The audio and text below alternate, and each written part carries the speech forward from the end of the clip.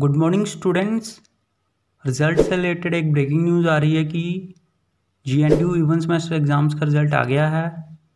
तो जिन जिन क्लासेस का रिज़ल्ट आया है वो हैं MBA marketing management 4th semester, MSc human genetics FYIC USHS 10th semester, MSc molecular biology and biochemistry 2nd semester,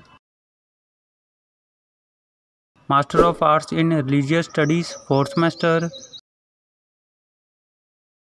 तो सभी स्टूडेंट्स GNDU की ऑफिशियल वेबसाइट पर जाकर अपना अपना रिज़ल्ट चेक करें gnu.ac.in पर। ऑल दी बेस्ट सभी स्टूडेंट्स को। उम्मीद है कि आप सबका रिज़ल्ट बहुत ही अच्छा आया होगा और सभी स्टूडेंट्स पास होंगे।